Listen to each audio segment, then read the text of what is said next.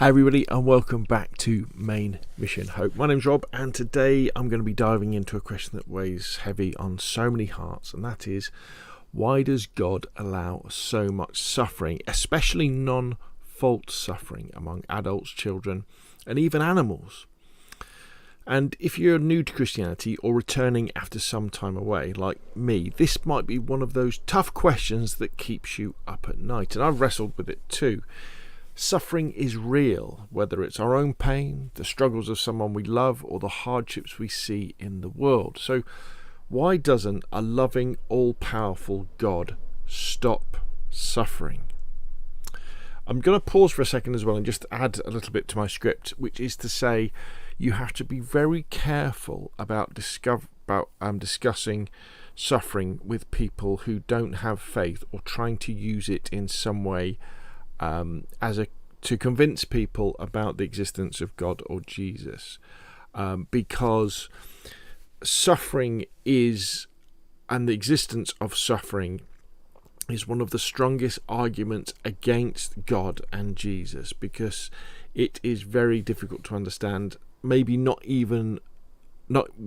can't even understand it ourselves. I've talked about the mystery of suffering before. So if during a discussion about your religion with anybody, or in fact if you're looking into Christianity, suffering is a very difficult and very sensitive area to look into.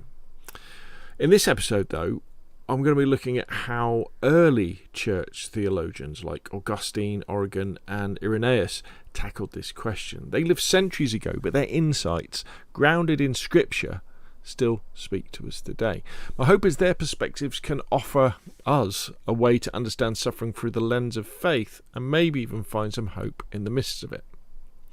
To start, let me take us back to the world of these early theologians. The first few centuries of Christianity weren't easy. Christians faced persecution, poverty and disease.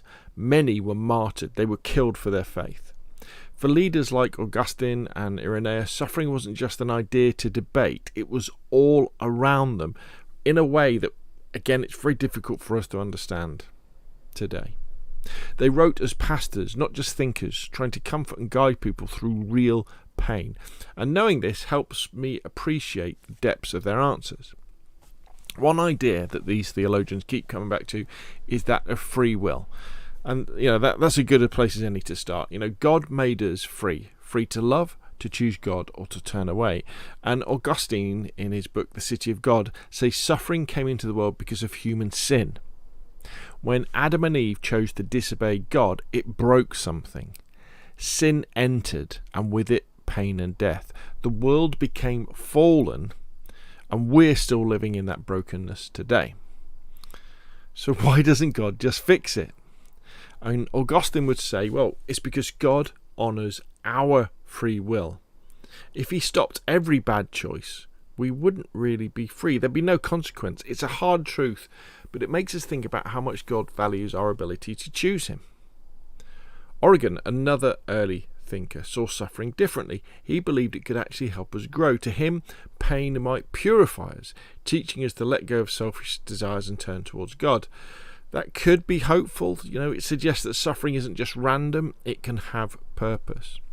But what about evil we don't cause, like earthquakes or sickness? This is where the problem of evil comes in. How can a good God let these things happen? Early theologians split evil into two kinds: moral evil from human choices and natural evil from the world itself. For moral evil, free will explains a lot, but for natural evil, Irenaeus had an interesting take. He said the world isn't finished yet. It's still becoming what God intends. Suffering, he thought, is part of that process. He called it soul making. The idea that challenges shape us into better people with virtues like compassion or patience. I don't know about you, but I've seen how tough times can bring out strength I didn't know I had. But we do have to remember sometimes that can break people as well. The most powerful answer, though, could come from Jesus. Early theologians point to his suffering on the cross as proof that God doesn't stand far off. In Romans 8:18, Paul writes, "For I consider that the sufferings of this present time are not worth comparing with the glory that is to be revealed to us." And that's a reminder that suffering isn't the end of the story. Christ's death and resurrection show us that God can take pain and turn it into something redemptive. Because he suffers, I have hope that one day all suffering will be healed. That's the Christian promise, a future where pain is gone forever. What about animals, though? This one's trickier. Early theologians didn't write about it very much, but Augustine suggested animals don't suffer like we do since they lack rational souls. Still, he admitted their pain is real, tied to the same fallen world we live in. Basil the Great saw nature's struggles as part of God's bigger plan, trusting that all creation will be renewed someday. It's not a full answer, but it gives us hope that God cares for every part of his world. So where does this leave us? I think that the early church tells us that suffering is complicated. It's tied to sin, to a broken world, and to God's mysterious ways. But it's not meaningless. It can shape us, and it's not forever. Through Christ, I believe God is with us in our pain, offering hope and a promise of redemption. If you're hurting, I hope this gives you something to hold on to, though I know this is very difficult.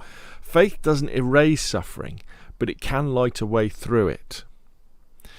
And this is such a complicated subject that you'll see that this video is part of a whole playlist about suffering where I look at it from lots of different angles. And I think that's what you have to do to even get your head a little bit around why suffering exists and why God doesn't remove suffering.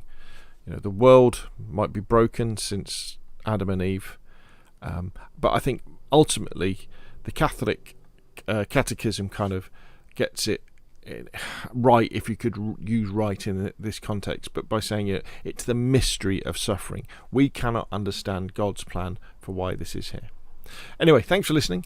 If this resonated with you, please like, share and subscribe to May Mission Hope, and until next time, may you find peace and hope in your journey.